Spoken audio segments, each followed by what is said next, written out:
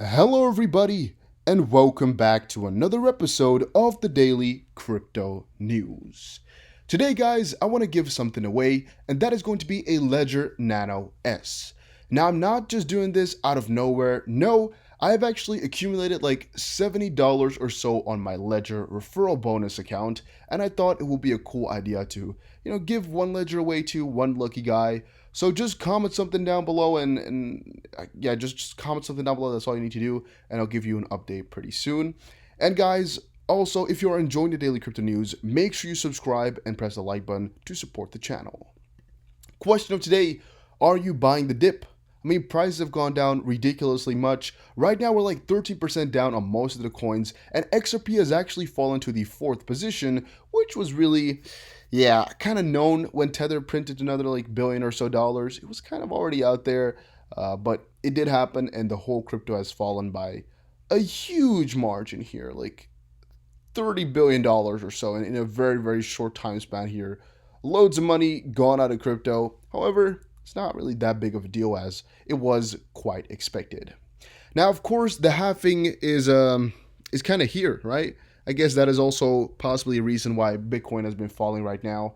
The halving is like really here, and maybe people are right now noticing that it's not that big of a deal. The halving is not going to do that much, and maybe a little bit of an accumulation of that, or kind of a addition, or how would you say that? Everything added together is making the price go down. However, I also said and speculated before that I think a huge part of all of this is that it was either Bitcoin crosses 10K or it touches support, and if we fall below, it's going to fall hard. It did fall, and it did fall hard, and it was one of the two scenarios, and too bad it was this one. However, we're buying the dip, so it's going to be fine. We're kind of wondering if we're going to fall down way lower from here, though, as this is kind of where my judgment ends, or where my analysis or my expectations kind of went astray, as I really have not got enough insights to know what's going on here, as I do not know if it's a complete move because of a rejection, or if it's a really kind of FOMO-y, crazy type of move because of the halving. Here's why hedge fund manager Paul Tudor Jones is now bullish on Bitcoin. This, I think, has actually also done a little bit of an effect on the bearish right now, or like on the bearish side. It has put some bearish pressure on there. Reason for that is that there was quite a lot of Bitcoin futures that were being opened just before the big run, right? Like a couple of days ago, like 5 days ago or so, quite a lot of Bitcoin futures were opened. And I believe right now, as the price goes down lower, and we're already down 15% or so, a lot of these futures are also possibly getting close to their end. Or a lot of these speculators are like, you know what? We don't want that, or we want to take our profit or something like that, which might push the price down a little bit lower. And especially as some of these big financial institutions are coming in, they're quite happy to take 2% or so, on the money. And thus, even if they get only 2% profit, it might be that to just quickly sell to get out of there and get their profits, and then later get another entry. Which again is all very, very bearish pressure, and it's just a possibility. But for example, because Paul Tudor Jones is also bullish on Bitcoin to a certain degree, as he's buying Bitcoin futures, not physical Bitcoin, it could also be that there's going to be a very big dump because of things like this, of these big billionaires who are going to be buying into Bitcoin, but only the Bitcoin futures and not the coin themselves, and most likely not really hold on, but just come along for a small little ride.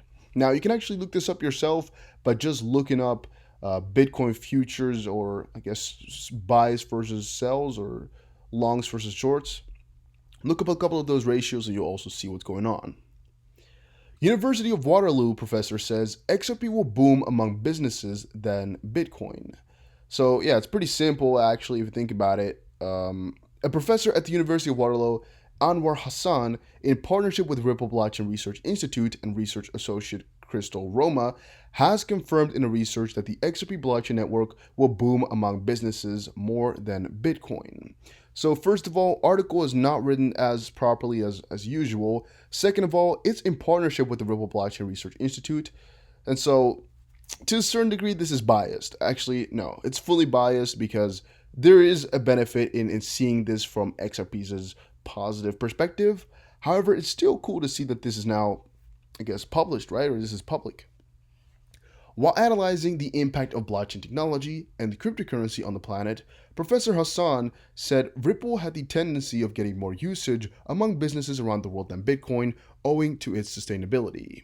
Well, I guess it's also pretty obvious to most of us why there's a lot more potential for XRP to do really, really well among businesses than Bitcoin, mostly because XRP is kind of designed for that, and Bitcoin is more so designed as a decentralized piece of money.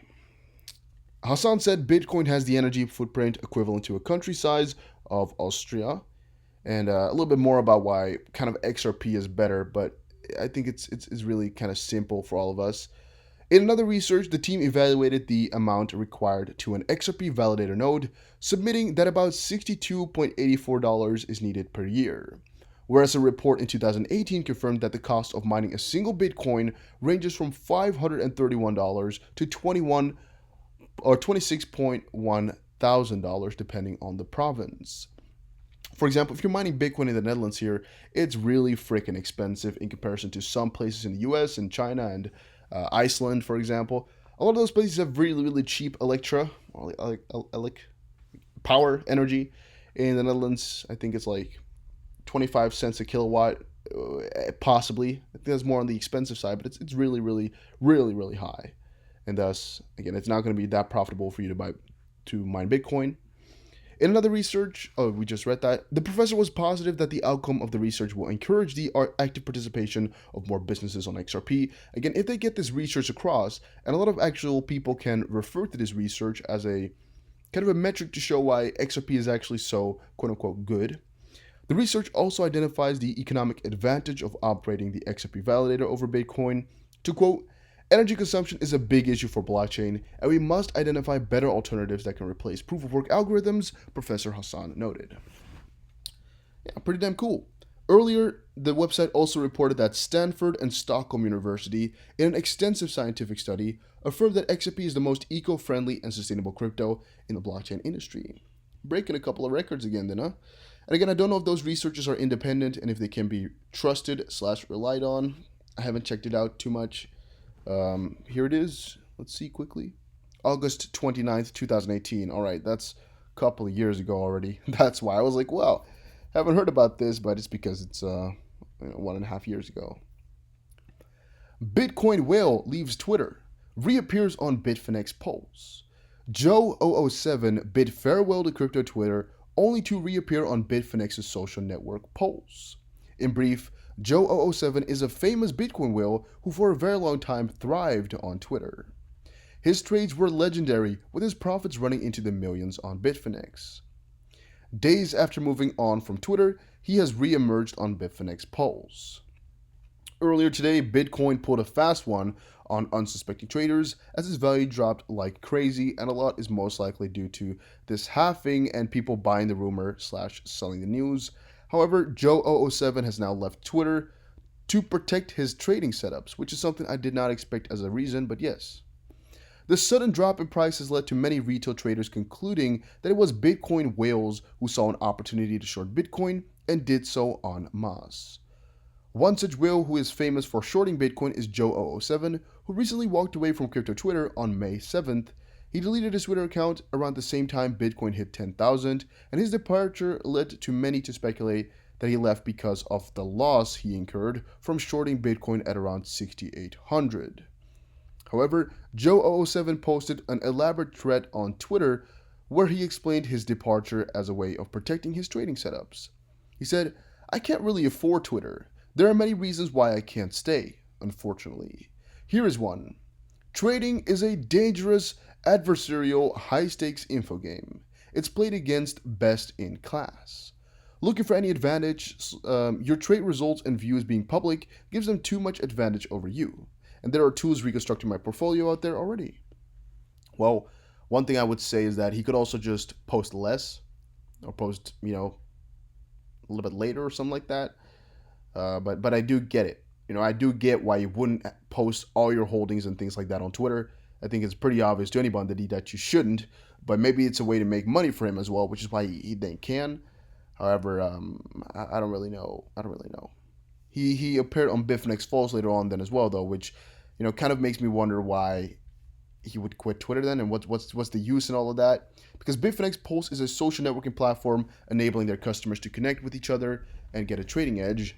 But basically, it's a little bit of a Twitter too, but then smaller and more focused on trading. But again, if the disadvantages he mentioned are not in there. However, I'm wondering if more people are having the same thing where their Twitter is making them more vulnerable to things. Like, for example, whatever you post on Twitter might come back to you in the future. And together with crypto, a lot of things you say on Twitter may or may not be used against you in the future. Is something I'm thinking about.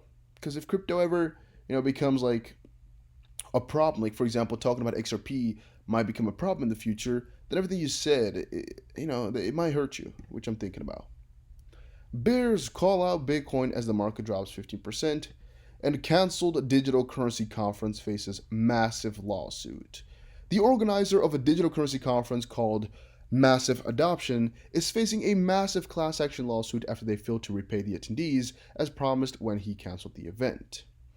Jacob Kotetsky was scheduled to host the event on February 27th and 28th in Memphis, Tennessee. In the months leading to the event, he sold packages that included tickets to the event, accommodation, and plane tickets to around 2,000 people. What was eye-catching was the surprisingly low prices he offered. With packages going for as low as $400, he ended up collecting $75,000 in the process. Wow. $400 for event, accommodation, and plane tickets? Or that's the lowest thing. Maybe that's only attending.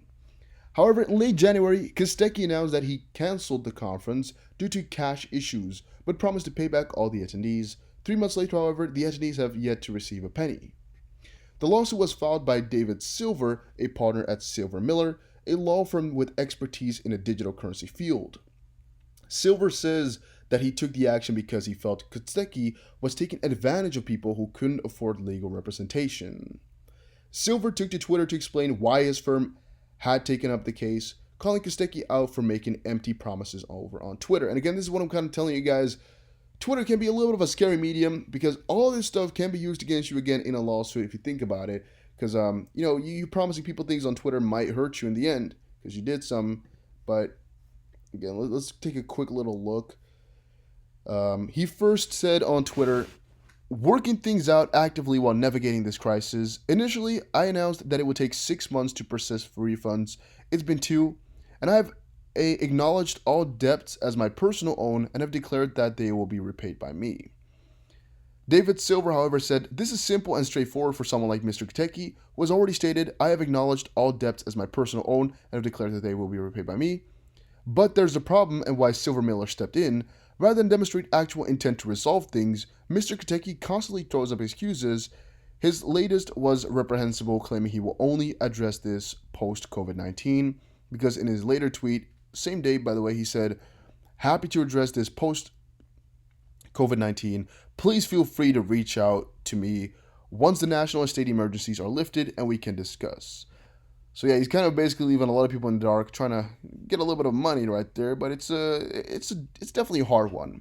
And basically my advice here is to always make sure you have a way to get yourself some legal representation, because in this case here, you're going to win it anyway, right? You're going to win. This guy, no way is going to win if the situation is described here. And Silver here is going to be, trying to extract a little bit even more money out of there and make sure everybody's good. And while law firms usually take a cut once a class action lawsuit is settled, Silver revealed that his firm will only take the case pro bono. The goal is to maximize the victims' recovery, he stated, and that's such a cool thing in my opinion, that some firms are doing that. I think it's also a little bit of a status thing for Silver here, as if they get this fixed, they're going to get themselves a very, very, very good name in this kind of crypto lawsuit related thing, and it might help them out with many, many, many more bigger and more money type of losses, right? Because $75,000, even if they take a 10% cut, $7,500, it's not that much for them, And if they get a $5.8 million lawsuit and they have to take a 3% cut or something like that, that's when the real money starts to kick in. And maybe that's why he's doing a pro bono right now. Kind of, I don't know, but it's an idea. And just again, a little bit of a warning to you guys: paying with crypto, by the way. Even if this was just US dollars or something like that, but paying with crypto is always scary. That's one thing. Paying to crypto companies is another really, really scary thing. And paying for crypto events is another completely entire scary thing. All of those three because the rules are not set in place as with other things. And I'm always then again telling you guys to be careful with all those things just because I don't want you guys to get hurt. But that was it for this video. Hopefully you all enjoyed it. If you did, make sure you press the like button and subscribe. And I'll see you guys again in another crypto video. Don't forget to check out my second channels in the description below. See you guys again.